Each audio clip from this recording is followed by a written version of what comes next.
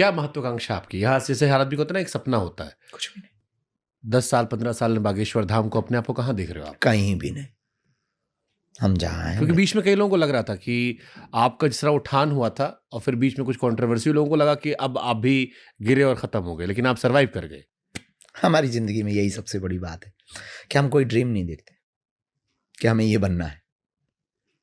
हमारा कोई औचित्य नहीं है। हमें इस देश को हिंदू राष्ट्र बनाना है, बस एक सपना है। कैसे बनाओगे? और अगर जो बनाना है हमने तो अभी आप, पहले बात अभी की। जैसे हमने उड़ती उड़ती खबर सुनी कि कन्या, जब आप विवाह करवा रहे हो, प्रधानमंत्री जी आने वाले, राष्ट्रपति जी आने वाले हैं, देश के गृह मंत्री से आप मिलते रहते हो, आप क्यों नहीं उनसे फिर कह रहे थे कि देश को हिंदू राष्ट्र करवा दो?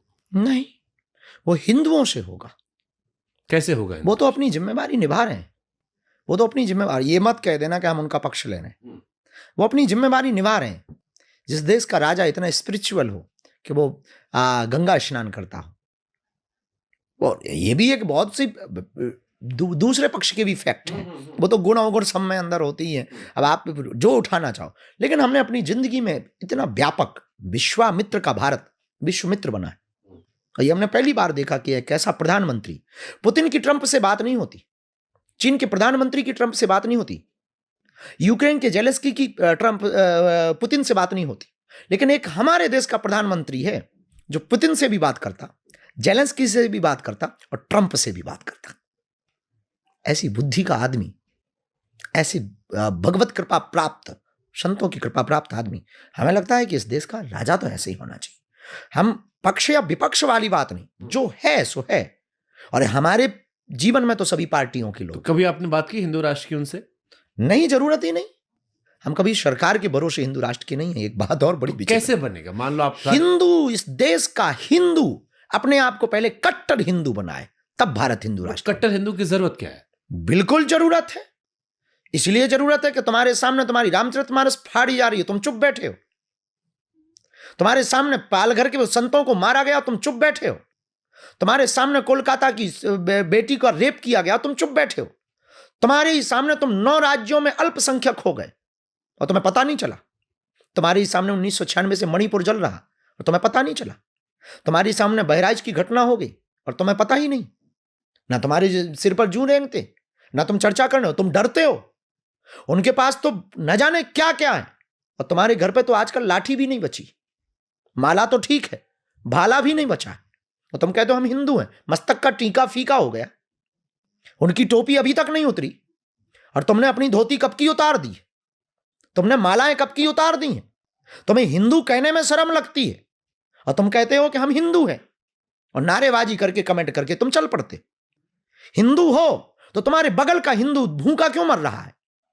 हिंदू हो तो तुम्हारे बगल में हिंदू की बेटी पर अत्याचार हो रहा और तुम चुप क्यों बैठे हो और अपने बच्चों को अंदर क्यों ले आते हो कि मत पढ़ो?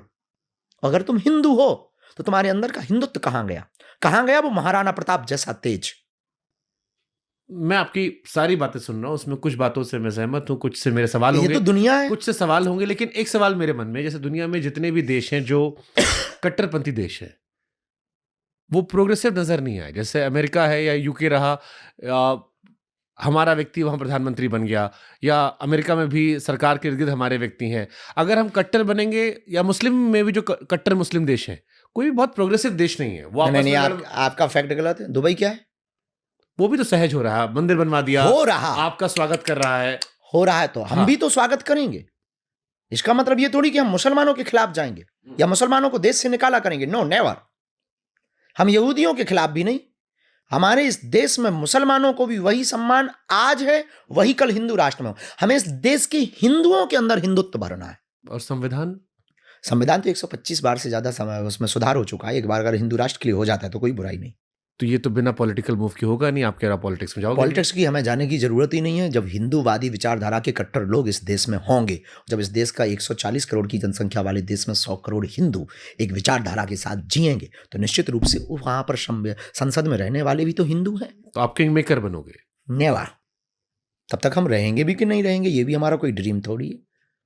500 साल राम मंदिर को इस देश में लग गए हैं। हिंदुओं जैसा कोई बुजदिल तुम्हें लगता है कोई होगा? 500 साल तुम्हें राम मंदिर के लिए लग गए, तो हिंदू राष्ट्र के लिए तो 1000 साल तो लेके ही चलो। तब तक कितने जन्म होंगे ये अपन पर्ची पे बात करेंगे।